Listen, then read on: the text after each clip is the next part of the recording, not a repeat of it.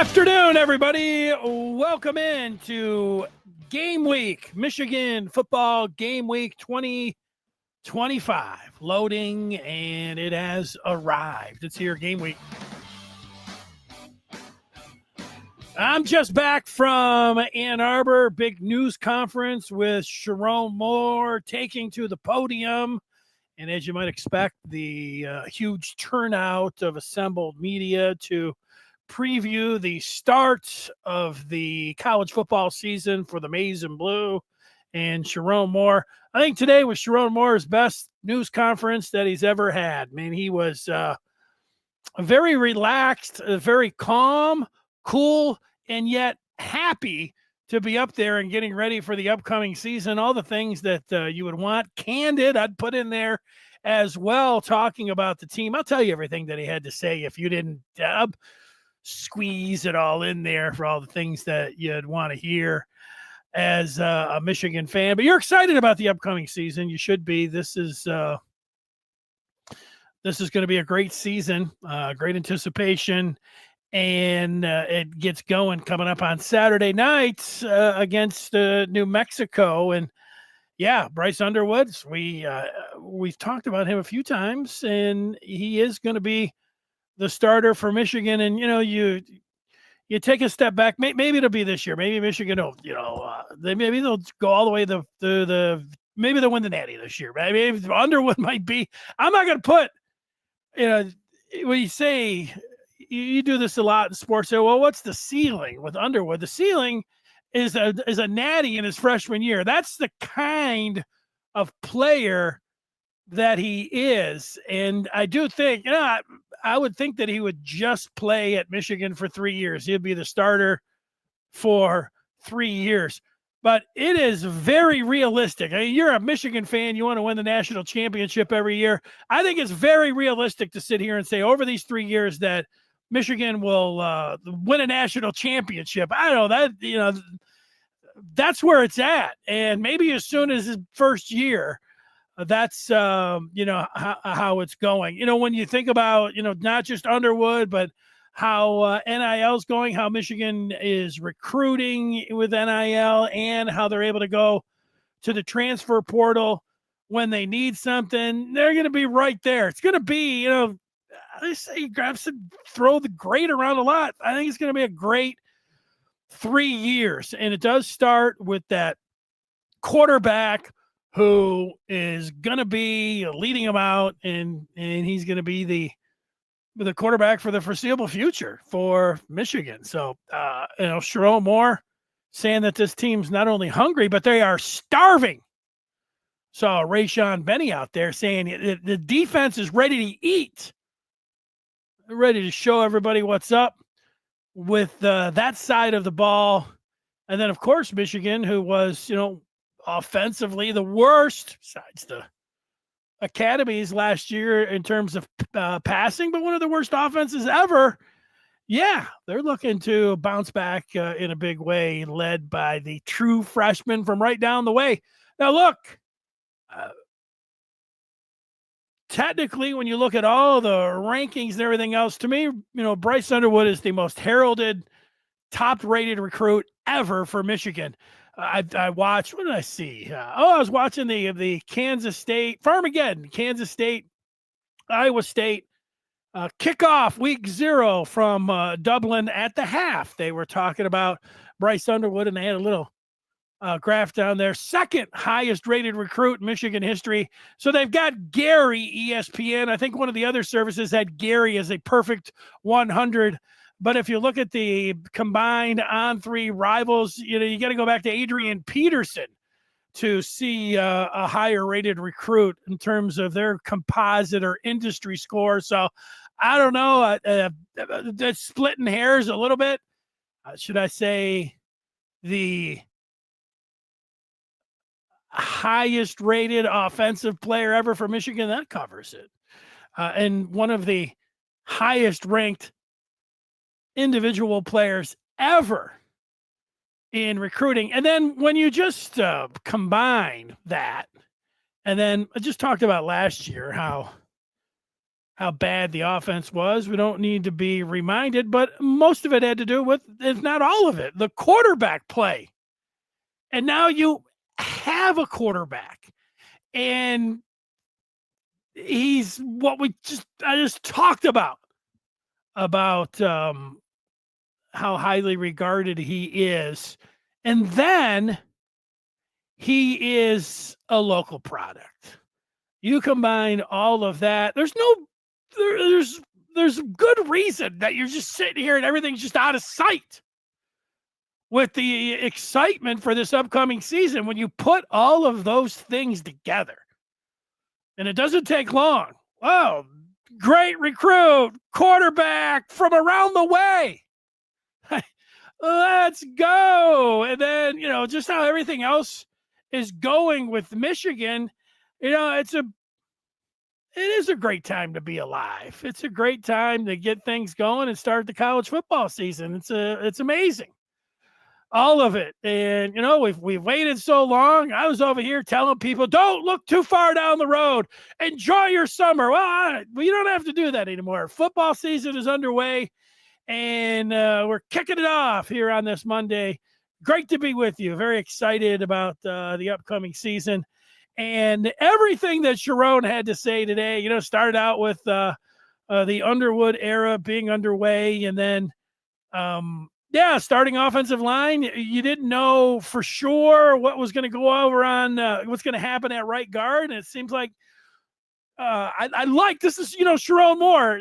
I was going to nitpick, you could say that I nitpick what coaches have to say or their performances. And I would say that would be accurate. I mean, I'm not nitpicking just to nitpick, but if there's something that I see there that I think, I don't like how that went down, or I didn't see any of that or hear any of that from Sharon. He was on point with how he was discussing the team.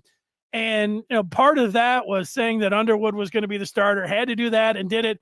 And then with the offensive line said, it's going to be Link, Geo, Kripp, Norton, and Sprague. Did say that over at right guard that Ofobi is going to get in there.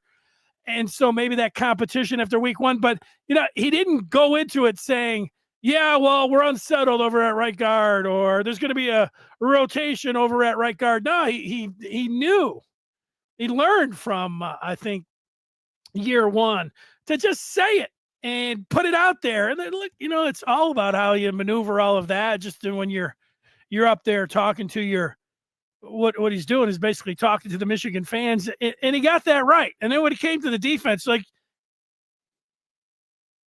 Sharon Moore loves the defense. Sharon Moore, the way he talks, he thinks that this defense is just going to be great.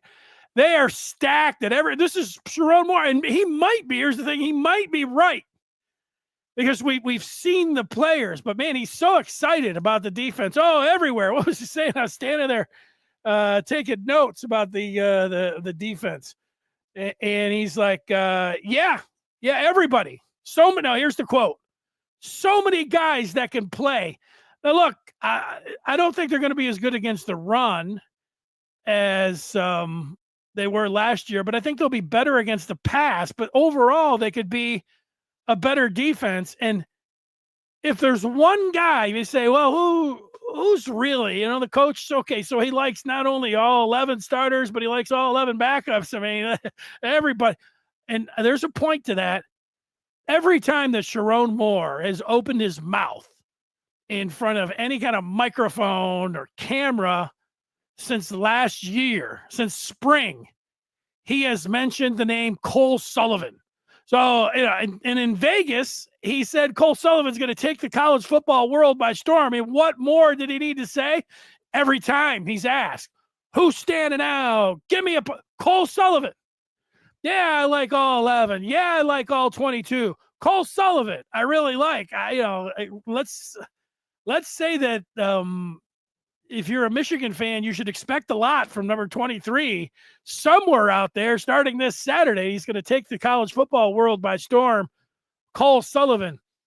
I think it's great to hear praise from a player that, you've a position when you lose 2 first-round draft picks and the interior defensive line right up front, to, the gift of the football gods.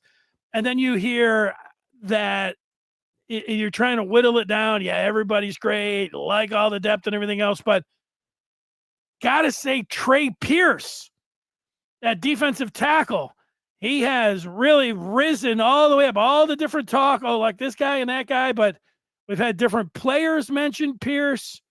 But then there it was today, also from Sharon Moore. First two names out of his mouth. Of course, Cole Sullivan, whose name has been there every time, and then had to say Trey Pierce, the way that he's worked. And that's great. That should be music to everyone's ears, because that is a spot that you're really looking for in terms of, needing to, fill in for the gift from the football gods who have departed. So that was all good. We talked a lot about the offense. Everybody knew, McCulley.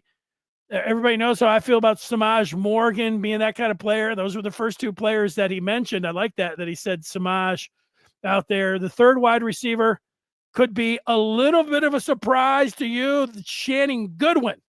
Sounds like he's earned some playing time. How that ends up translating into catches, how many routes he's going to run, how many times he's going to be targeted, all of that, who knows? But Shannon Goodwin would be one that even if you follow the team closely, it'd be like, well, okay, all right. And then out of those true freshmen, Andrew Marsh, we have, you hear kind of nice things about everyone. Marsh, Donovan McCulley a couple of weeks ago said, he's just smooth route runner, and didn't have anything. He could tell him, as a freshman, I'd never seen the fluidity and the route running from Marsh. He's going to be your starting kick returner, so he could be the first Michigan player in the 2025 season to handle the ball if Michigan gets the kick. So we'll see that from if they get the kickoff or not, but that'd be something if you were people bet on everything. That'd be a nice one to bet. Who will touch the ball first? Marsh would be the leading candidate if you're a Michigan fan. Apparently, New Mexico, get ready for a lot of trick play. They're tricky. Sharon Moore said they got a lot of 50 new players. And according to Sharon Moore, they run more trick plays than even Michigan. So I was thinking, wow, does Michigan run that many trick plays? Are they planning on running a lot of trick plays? Moore said the Lobos run more trick plays than even Michigan. So that's it. Those were my takeaways from the news conference, the first one on a Monday, previewing the opener. What do you think out there, Michigan fans? Vince, who we were looking for his countdown in the offseason, he says it feels great to be back. He's great to be able to tune in live on game week. He's fired up. Everybody understands it's game week. Game week, sweet shirt. Smash everyone on the schedule. Let's see. Old Ghost Hunter is talking about the defense will be really good and underestimated by other teams. Well, we're going to find. This is the thing. Sometimes you get like 3-4 easy games right off. Michigan going down to Oklahoma is going to be a tough game. We're going to find out a lot about Bryce Underwood. We're going to find out a lot about the Michigan offensive line, and we're going to find out an awful lot about the Michigan defense. So, are they a little underestimated? They were top 20 defense last year, but they played they had one of the best defensive performances ever against Ohio State. And then Grant and Graham, and then of course they didn't have Will Johnson.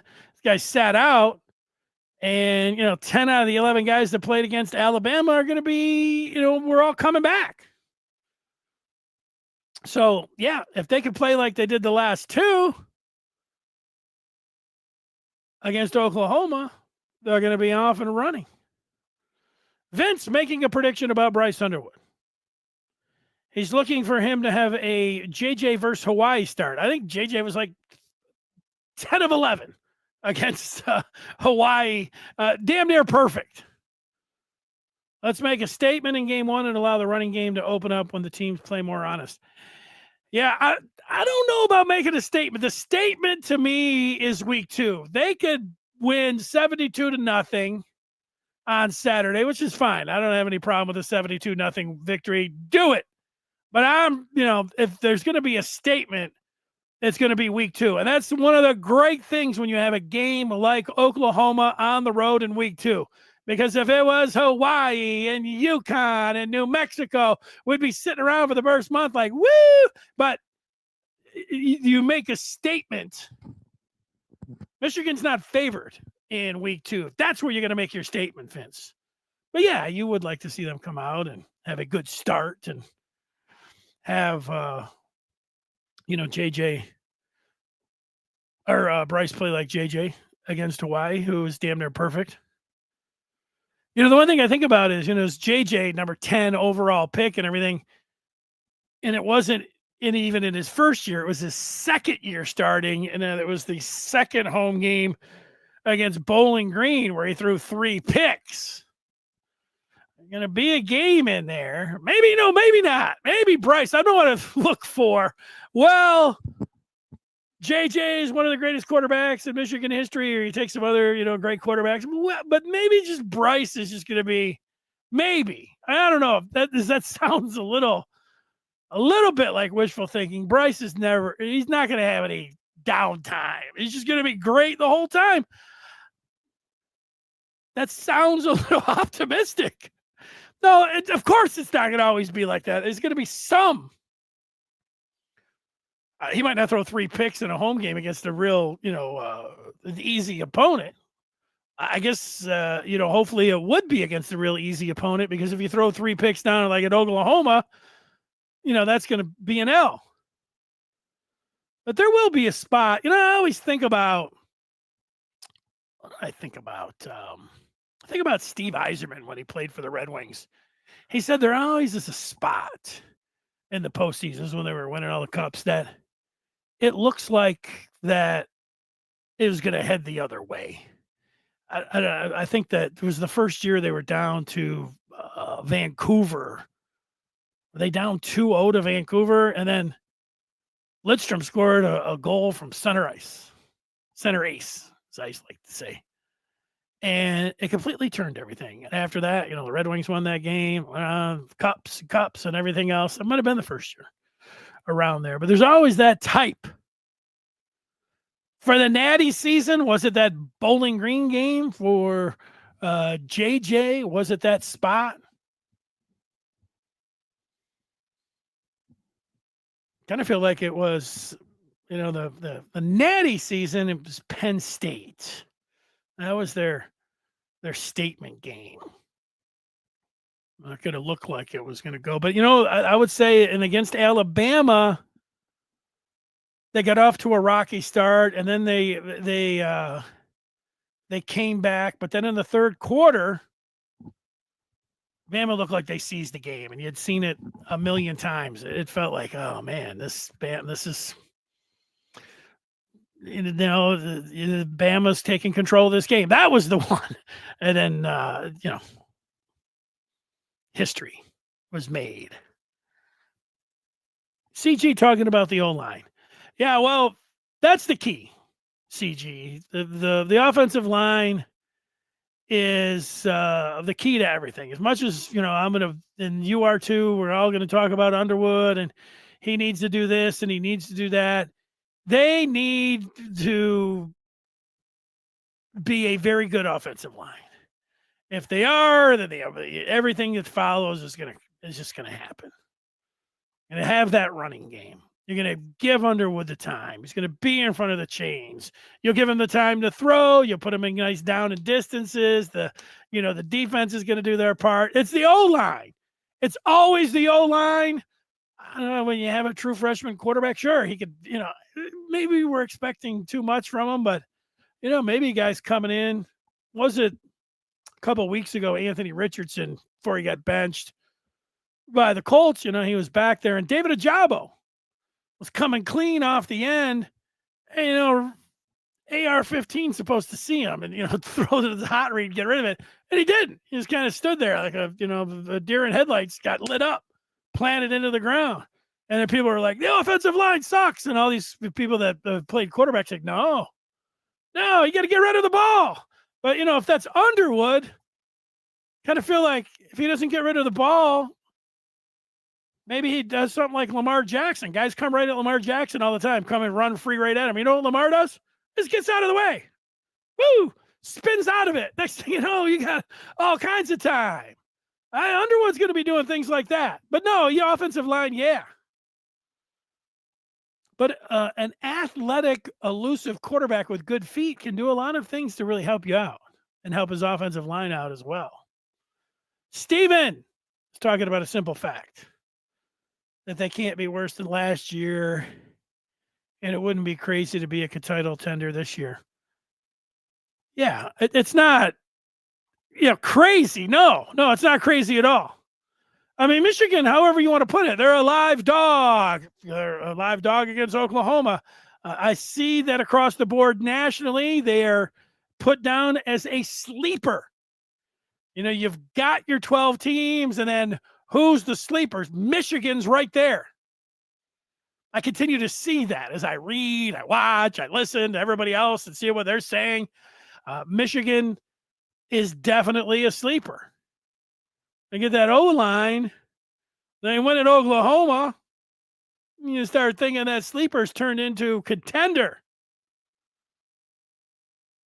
Corey's asking honest questions. Corey's surprised that Brady Norton is ahead.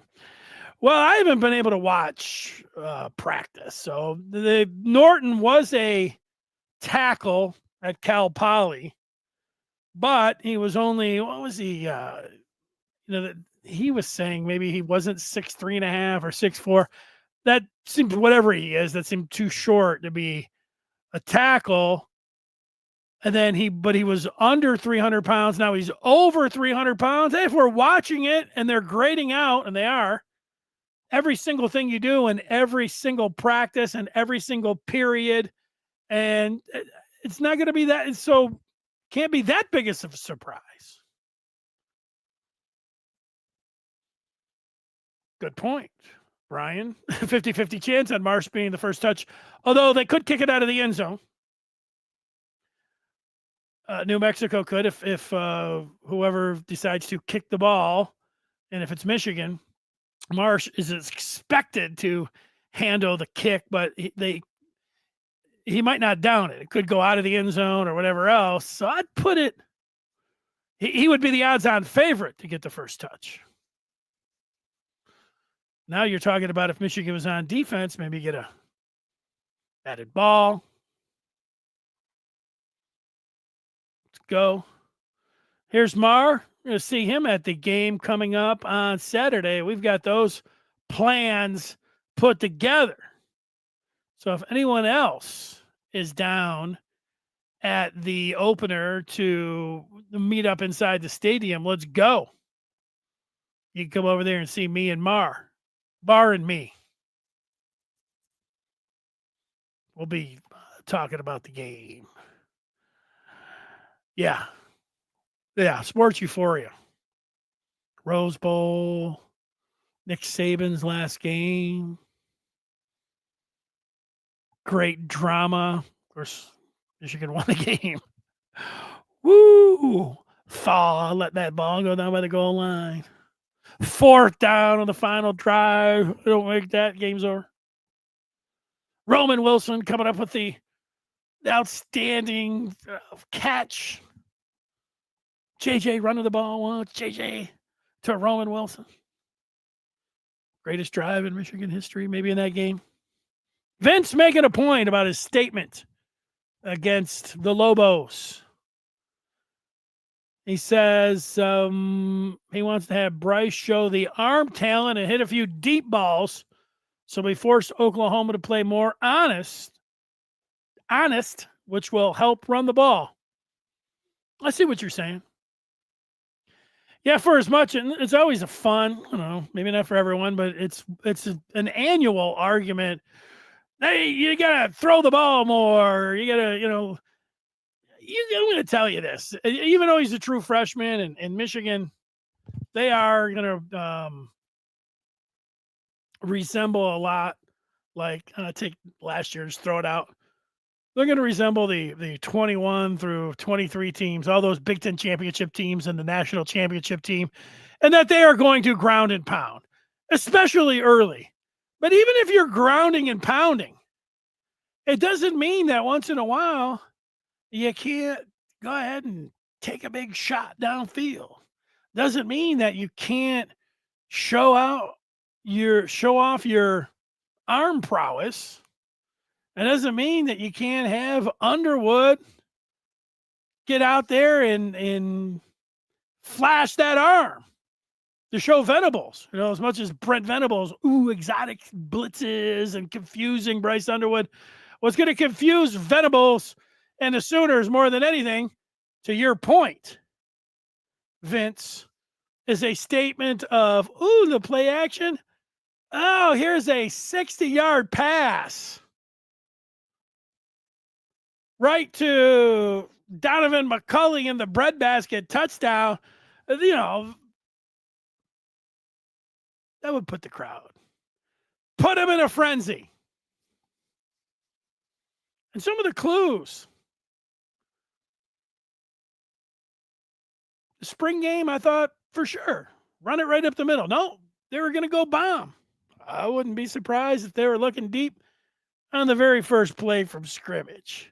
Get that Bryce Underwood era underway.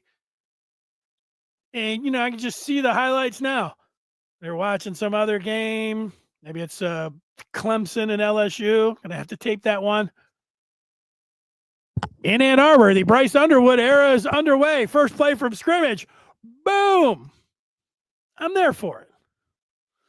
The future. Dave is feeling a great season. At Nebraska will be huge. Huskers will be 3-0.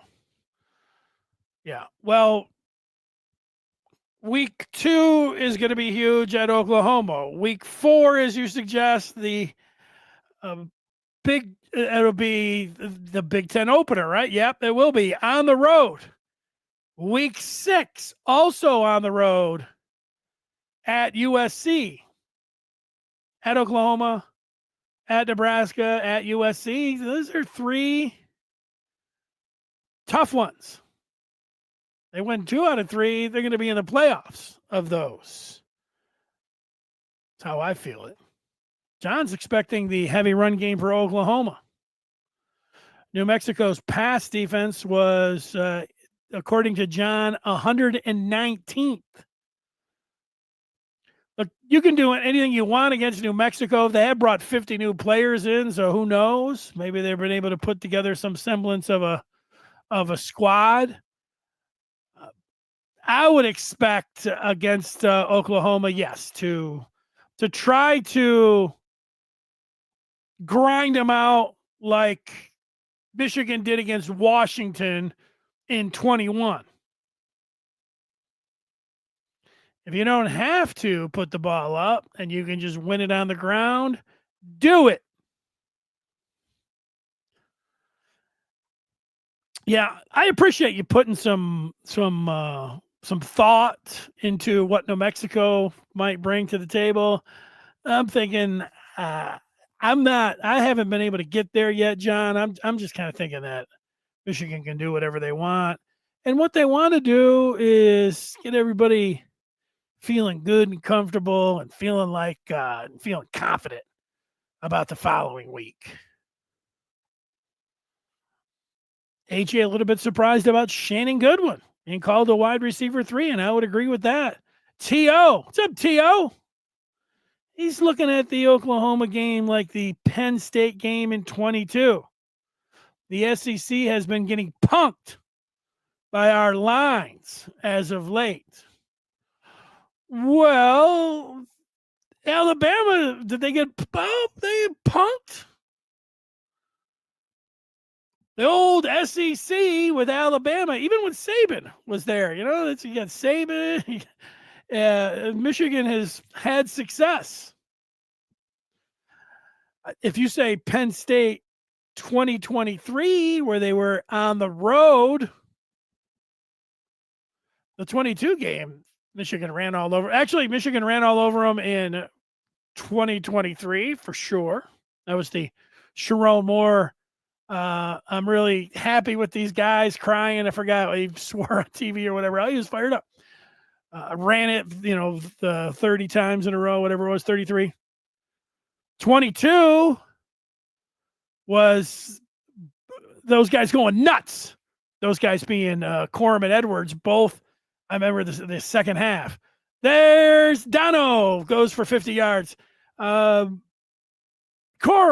he goes for 60 yards. I mean, they just ran all over him. And then 21 was the tight one. Could be one of those, the fourth quarter game. Eric All, lightning bolt. Michigan wins the game. Boom, 23 tails starting out this season with a dropping a Finsky. What stat line do you want to see for Michigan as rushing yards and passing yards? Well, I'm thinking that you're talking about the season. I'm not 50-50 is the first thing that comes to mind, but I don't like I never like being right down the middle. I'm going to be somewhere else, even if I believe it is. I think they're going to talk balance, but I think it's going to be more 55-45. They're going to be running the ball. But I also think that they want to see just if Underwood can do all the things that he's been doing in practice to make all of the throws and stress the defense all over, where they've got him backing up like they were in the spring game, and he just sit there and boom, boom, underneath routes all day long. A lot of excitement there. Put me down for 55-45 running, 23 tails. How about that? Corey likes Fred Moore to show out. I don't. I think that's a good pick. Johnny's excited, and so is Sam. Well, Sam, you're late, but just go back to the start of the show. It was the excitement about the upcoming season, as you might expect, and everything that Sharon Moore had to say. Is there anything that I'm missing about what Sharon Moore had? He is very candid, calm, cool, and just I don't want to call him the Cheshire Cat up there smiling, but he's just in a good mood. A lot of times I see Harbaugh up there, coaches from back, they're a little stressed. I mean, it's a pressure cooker, all these things going on. They're up there and the media is trying to attack them, throwing some, questions. And there's a question about what about Stallions or whatever that question. Sharon, you just looked at whoever the question was about Stallions. And he was just like, we're focusing on the opener is what we're doing. Pretty locked in. Just very conversational. Where if that was like Lloyd Carr back in the day, what about, I'll tell you about Stallions, or something. Or, try to look at the reporter or try to like look at him angry or something. Or Sharon was just like, we're just locked in, getting ready for the opener. Excited. That stuff. I don't know if it's a tough question about because he's not going to be there for the Nebraska game and the CMU game. Does he have plans about who the coaches? Legitimate questions, little down the line, and he's just focusing on the opener. But he appreciated the question. You could tell. I said, "Oh yeah, we got a plan. We'll give it to you when it comes around. It's just handle it, nice and easy. You see." You got to handle everything that's going on out there. He's got to enjoy it. but you can't be too uptight. Got to be fired up and everything, but not too uptight. Sharon today, if his team takes his demeanor, is going to be exactly what you want. And the team, the coach is setting the tone. He was just up there chilling, happy, very happy to talk about anything that you wanted to know about his team. Just taking it down, question at a time. Let's go. Any other questions? Do it. T.O. wanting to know about Jaden Davis, quarterback too. Well, look, if you wanted to be with Underwood, if you wanted to try to stress Michigan fans, that would be you. You could hit him on some of his statements that he's made. I would say over the years, but just even since he's been a Michigan quarterback, like he was on the Big Ten Network, and he said, "Well, people have never seen a freshman like me," and you might see that. So, if you were not a Michigan fan and you heard another quarterback saying like, "Hey," you'd be like, "Wow, this guy's is pretty." You could say, "Oh, he's pretty confident," which that's what I was thinking. You could say he's pretty cocky. You could go back to the previous interview from that one over the weekend of him saying that they've never seen a freshman like him, where he was on with Rich Eisen, and he said that he's going to beat Ohio State and he was going to win 2 Heismans and a Natty. And he said, "Well, got to put himself out there." If you really wanted to go back, before he flipped to Michigan on that Thursday before the Northwestern game, you could go to that interview he did. I don't remember. He was sitting up there and he was committed to LSU. And when they talked about Michigan, he was talked about development or something. And I don't have the quote, but I've seen it where he was kind of laughing. And you say, well, that's, you could try to say that he's, I don't know if is it a fine line between cocky and confident? I'd say it is. And the other thing is, he's just turned 18, and I'm not expecting him, although I don't put it out of the realm of possibility. I don't expect him to win the Natty this year. I don't. Over the next 2 years, I do expect him. That's how good I think he's going to be. But a little bit, as a true freshman, again, it's in the range of possibilities. Maybe he'll do it. It'd be great, obviously. So, but so I think he's going to have some ups and downs. But has he been? Was he perfect in all the things that he has said? You might want someone. Sharon Moore mentioned a few times around his teammates. He's pretty humble, but talked about the confidence, and of course the non-Michigan fans will look at that and they'll say, "Oh, he's cocky." Well, cocky, confident. We'll find out. If he goes down to Oklahoma and wins the game and shows out, I mean, like, why do you think he was saying you've never seen a freshman like him? Sharon Moore, it was a great question by whoever the reporter was, said he can't imagine seeing another freshman like he's seen with Bryce Underwood. So, there we are.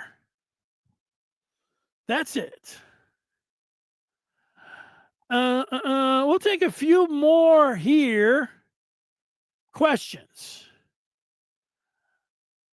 Let's get back to where we were. And the great Hadley has it come around. Who subs for Bryce when Michigan is up big after the third quarter? That answer is going to be Jaden Davis. He's quarterback number 2. He'll be in. And there have been, if you've listened to me, I have talked about Davis's throwing motion and how I didn't like it and how they're going to have to work on it. And then they didn't. And there's a recent video of him where the throwing motion looks a little long. I'm more of, we all see what quick releases look like and what the best of the best look like, usually on Sundays and how they throw the football. And so when we see someone that doesn't look like that, we say, ooh. But there are exceptions to the rule. And, I mentioned it the other day where you look at like Phillip Rivers. There are guys that just have different type. Tim Tebow, who ended up being drafted in the first round, one of the greatest, if not, the greatest college football player ever. Tim Tebow had a very long delivery. So Davis, he's got zip on the ball. We saw him make the best throw of the spring game to Peyton O'Leary, incomplete. He didn't have a good spring game. To me, Jaden Davis didn't look good. He had a lot of sloppy passes, picks, and one of it was, part of his motion. But, he can be a certainly serviceable number 2.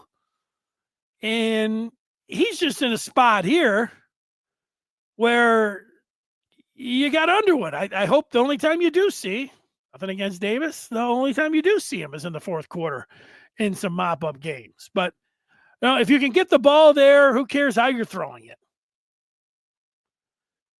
If we're talking about he'll have to adjust that if he wants to be a pro, I would agree with that. There's somebody down on Fred Moore now. I don't know. Let's see. I think he was dealing with a little bit of, something kind of injury. I don't know that if you're like, no.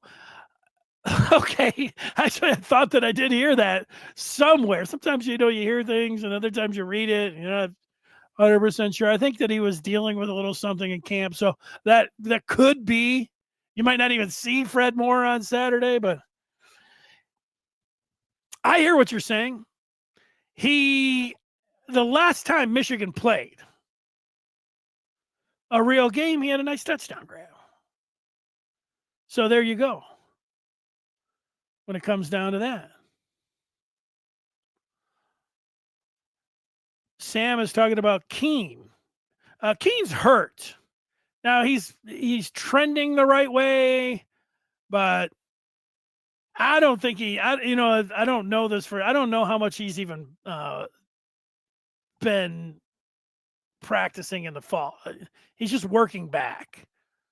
I think, and this is off the record. I say off the record, everybody's watching. I think it was a shoulder injury from lifting weights. Somebody told me that. Actually, more than one person. And so maybe it just got a little sore again. I don't know. Obviously, you'd like to have him back, but I don't think Keene is going to be playing. It'll be interesting to see if he gets into that. I don't think that he is going to be getting in Saturday.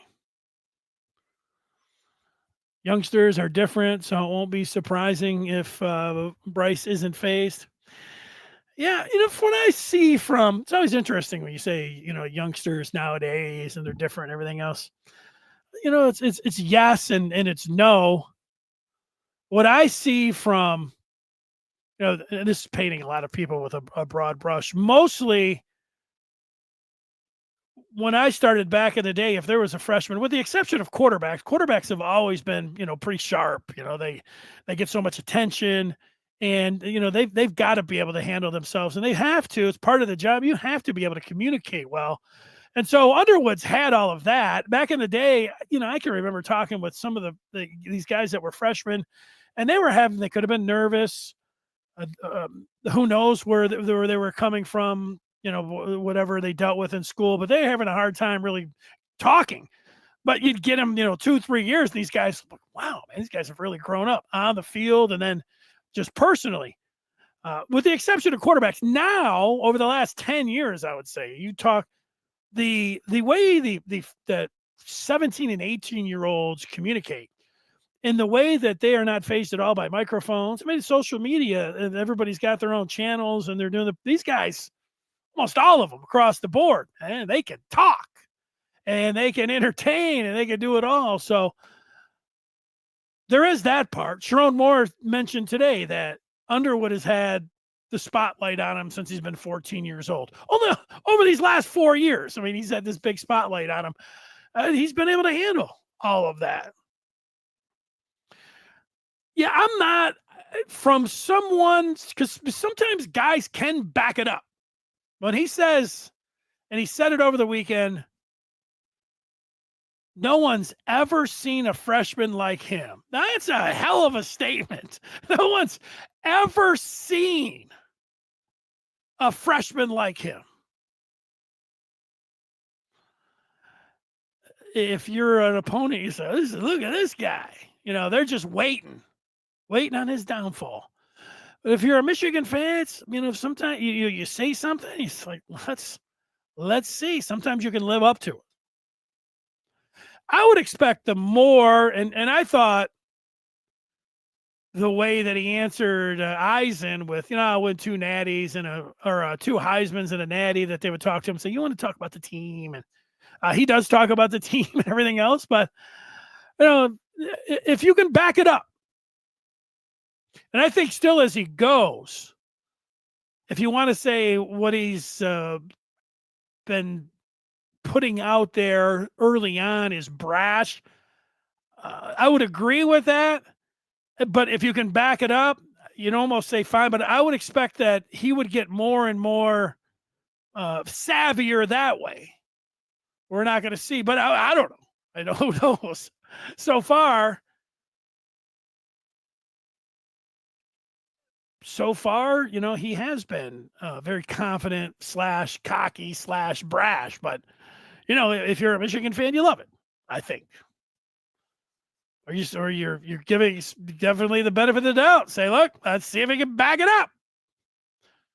And apparently he's backed it up and can back it up. And every time he gets to football field, he's been able to back it up. So, and at every turn, he's doing it. And, he's how much money he's made.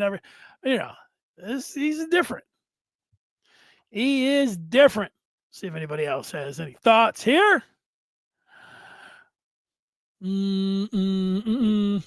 Corey didn't like that cocky talk. Hopefully this new offense isn't too safe and conservative. I want a little excitement. I get what you're saying. You know what I want?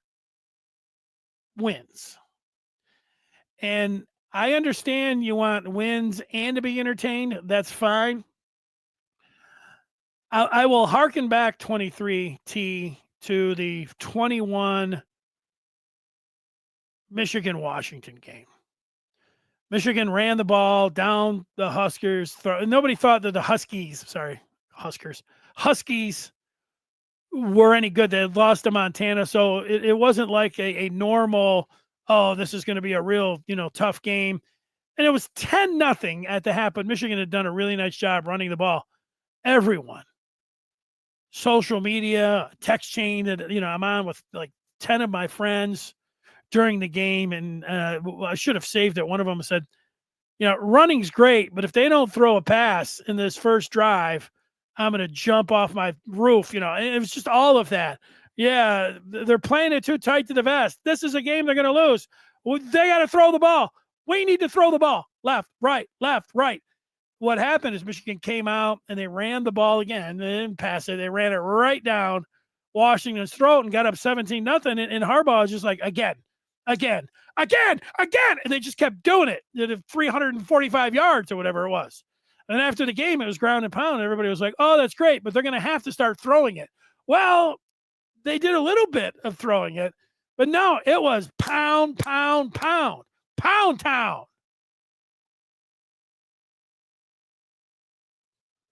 If they're taking everybody to Pound Town 23, I don't care.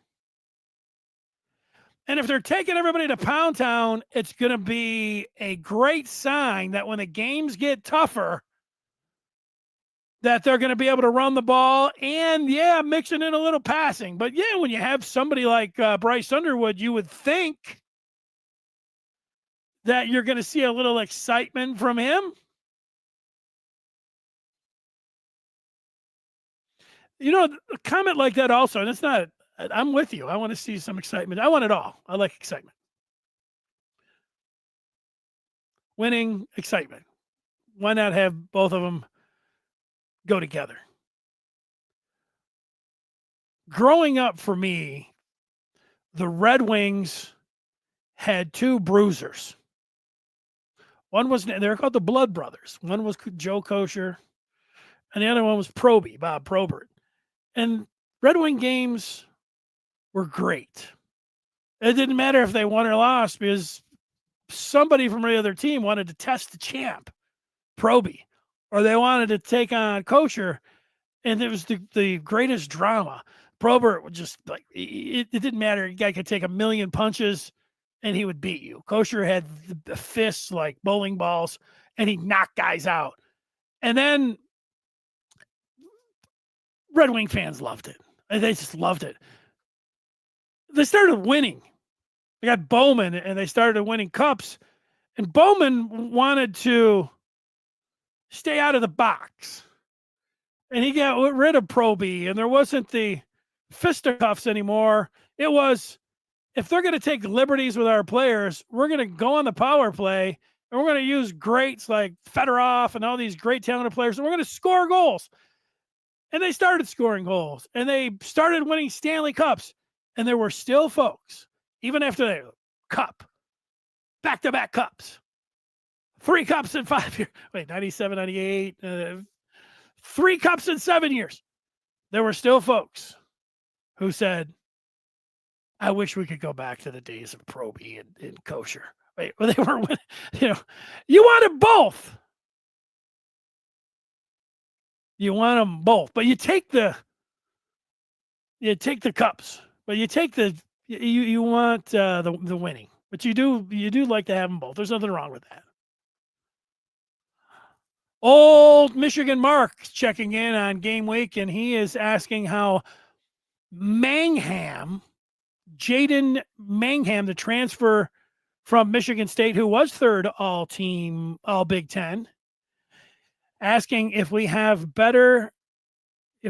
better than exceptional back end, Moore or not. You're talking about Rod Moore. Rod Moore, I was encouraged by what Sharon Moore is trending the right way. I don't think he's playing both him or Hansen, but he said both of those guys are trending the right way. There's no reason to be playing those guys on Saturday. But I'm all of I don't say all of a sudden, but it was today.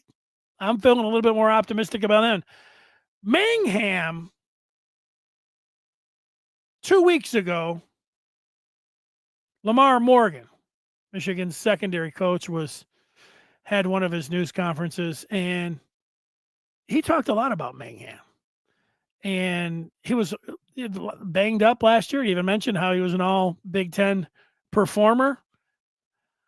He's a nice depth piece back there. Look, we're talking about the safeties, and we take Rod Moore. At some point, I think Rod Moore, one of the great playmakers of all time in Michigan history, I think he's going to play.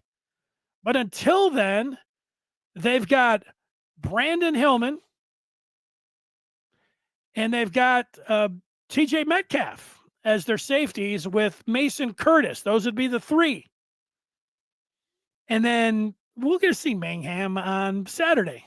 I'd put him in there somewhere. You want to call him a 4th or a backup? Now, what happens when Rod Moore?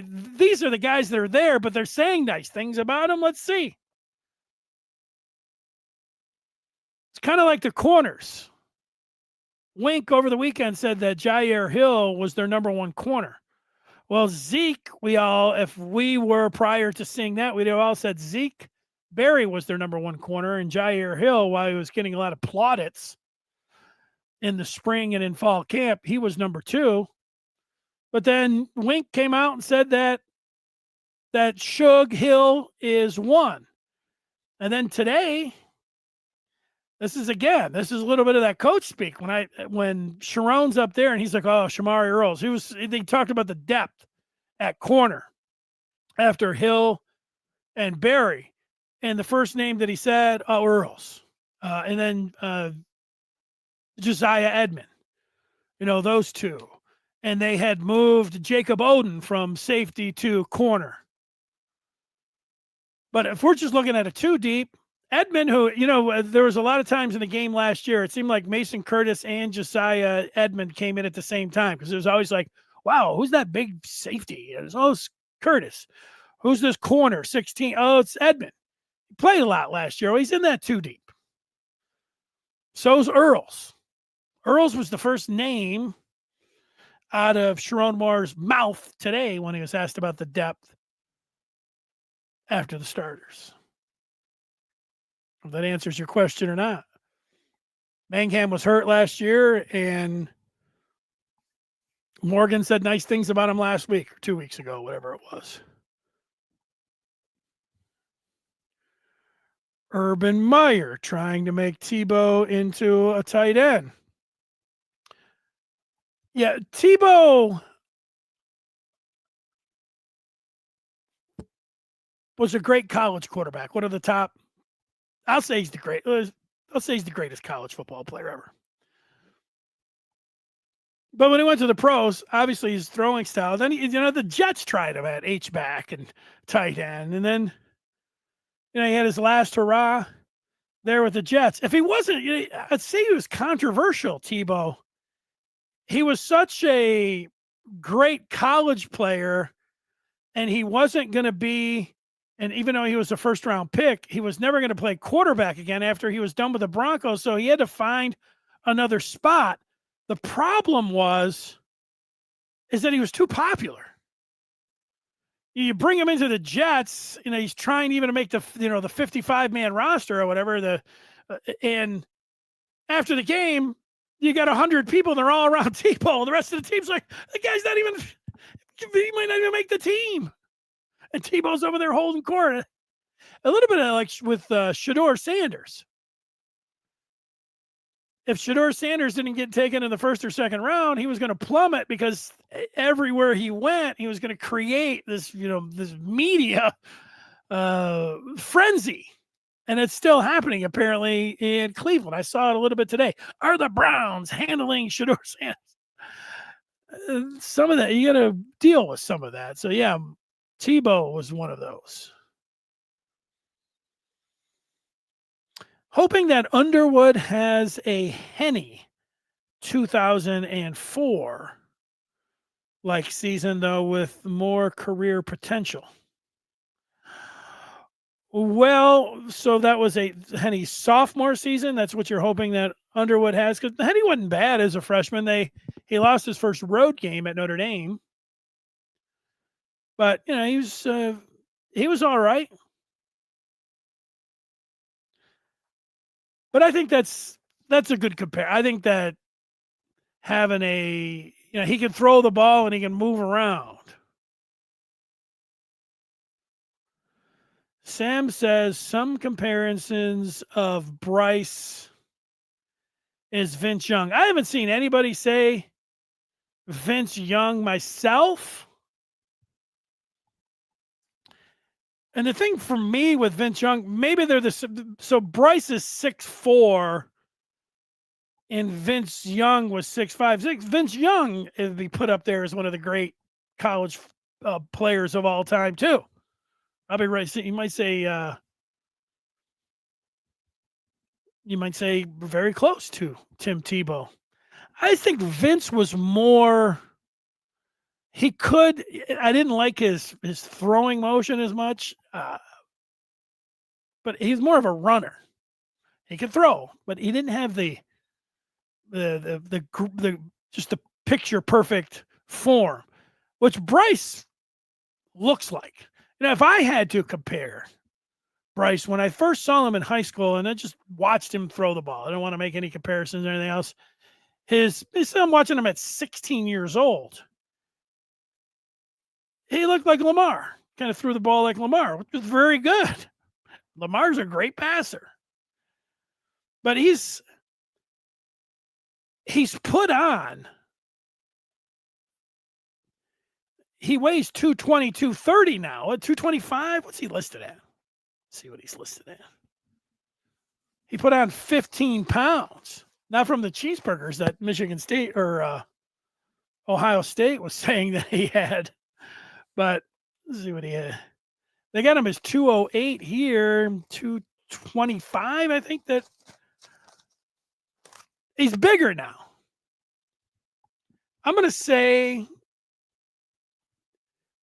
he reminds me of, if it's not Lamar, it's Ben Roethlisberger. Like you say, Ben Roethlisberger was Big Ben, big fat. Well, you're thinking about him when he was with the Steelers. I'm talking about when he was with Miami Redhawks. That's who, to me, but I think Bryce looks more athletic. An athletic Big Ben. That's my comp for you. If I have to do it right now.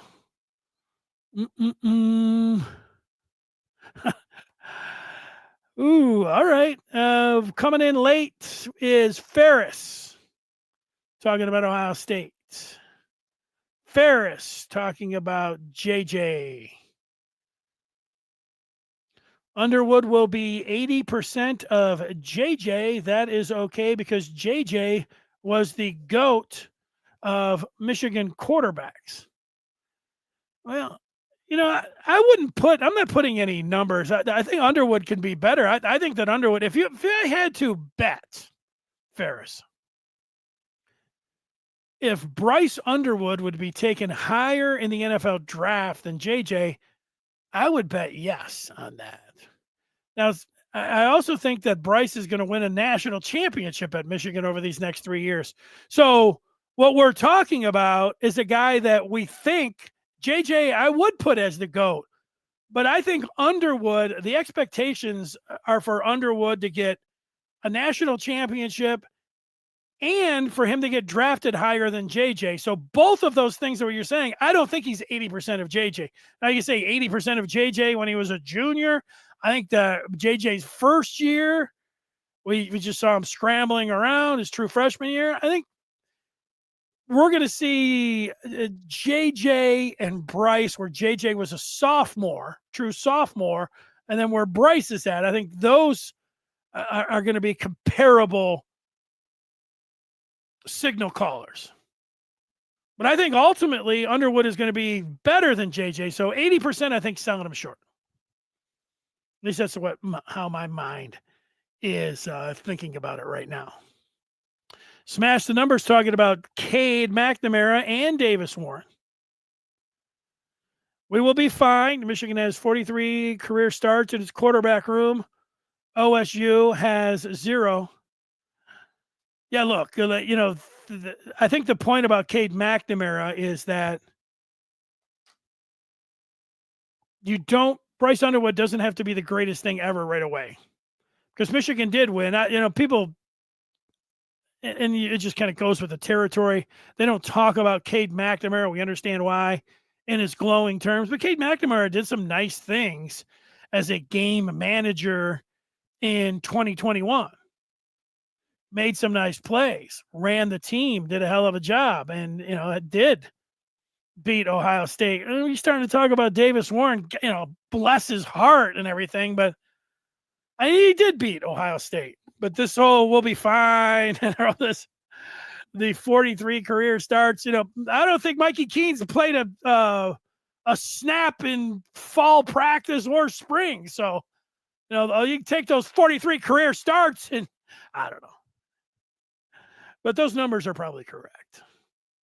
I agree with you on this, Ferris. I think McCulley is going to be good. Sam says that Rod Moore saying he's 85%. I hope he's ready next week. Does that mean against Oklahoma? Yeah, I would give him, it was encouraging today, trending up. So maybe. I would say that if my guess would be that if Rod Moore wasn't ready to go against Oklahoma, and that sounds a little iffy, then how about for the home opener or the road opener against Nebraska? Mason Curtis is in the mix. I like him too. Big guy. Dave's here. He says if they are blowing smoke up our ass like last year, he's going to be mad. Yeah, I get that. Thing this time last year on a Monday, if you go back and Sharon came up there and it was panic. I was panicked. He wasn't naming a starter. They're still competing. And he might as well have went up there and said, guys, we don't have a quarterback. Nobody's been able to win this job. We don't have a quarterback. and then you go from there. Tebow's a great quarterback in college. And then Michigan did beat him. You are correct. Like Carr's last game. That's a good one. Sam says Bryce is 228. That's crazy. I mean, a crazy good. I mean, what did I say it was? There's a spring roster that I have here. 208, I think they had him at. 208. There's your 20 pounds. Pretty remarkable. Salute RGS. The comparison is the speed and running ability mixed with the slinging it. I mean, Big Ben could scramble. There's Keegan. Ready for some nachos?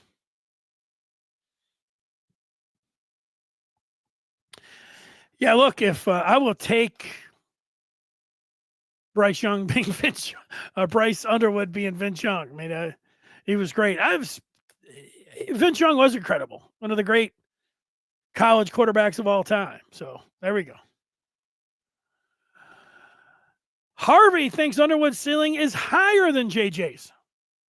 And people forget JJ was not the best quarterback in his first year. That's true. It's true. Dave says he still got Harbaugh as the GOAT. Yeah, well, you were 13, Dave. I can understand that. When you're 13, you're around my age. The guys that you like then are either a prisoner of the moment saying, it's going to be Underwood or JJ, or, you go back to Harbaugh. Those are tough things. Mark says, Cade was third team all Big Ten. Then not the same when he was benched and injured. Elite year in Michigan quarterback history. Yeah, I don't know about an elite year. I know you're mentioning him being, he's better than people gave him credit for. So we can sit around arguing about that all day. Mr. Martini says the trolls will be judging Bryce after one start. Not fair nor reasonable. Well, let's judge him after two starts because he's, if he looks bad against New Mexico, that's not going to be a very good sign. So let's see how he does against Oklahoma. I mean, that's the name of the game. I mean, you're at Michigan. He's, everybody's talking about Bryce Underwood. He's one of the major talking points of the 2025 college football season. The young, one of the highest rated players in high school history in Michigan's own backyard after what Michigan went through last year is up on the horse. It's going to be starting from game one. So, yeah, everything is going to happen. It's not just the trolls. It's Michigan fans, too. Every time he throws a pass, a little bit of good pass, bad route, everything. He can handle it, I think.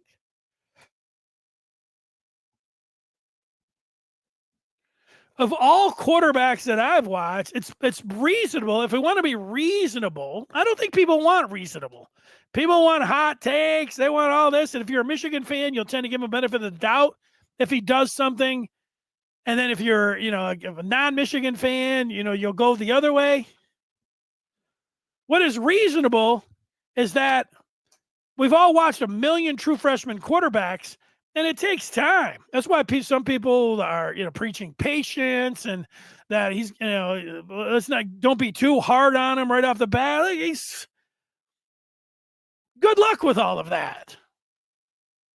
I don't think it really matters what any Michigan fans think, whether they're freaking out or whether they're thinking he's going to be talking about him being the greatest of all time, or whether across the country they're, talking about how much money. I don't think any of that matters.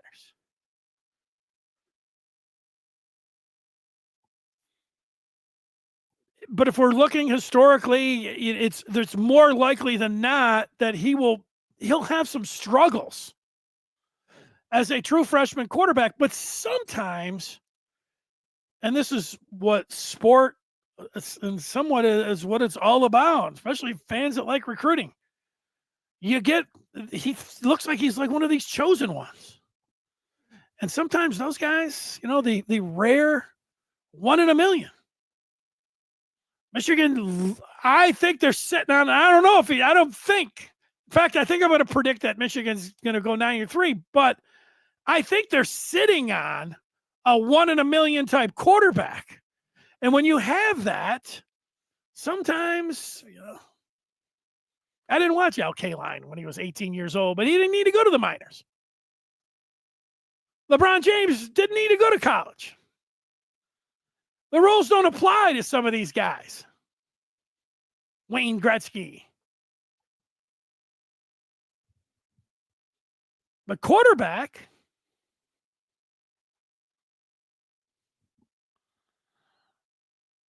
Michigan fans are going to be, everybody's going to be losing their minds one way or the other.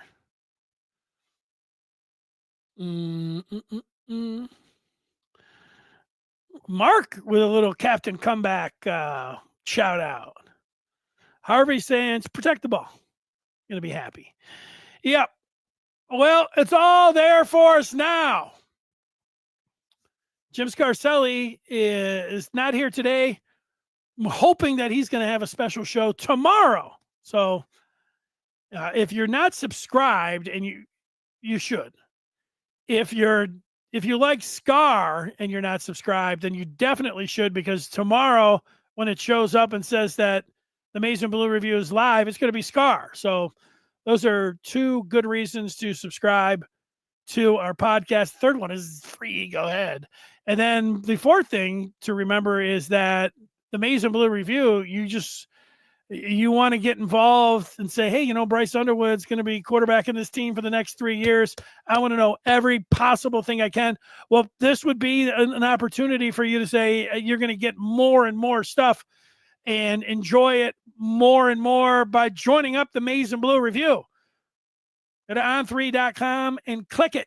Click Maize and Blue Review. Subscribe. We'll see you over there. Great time to do that.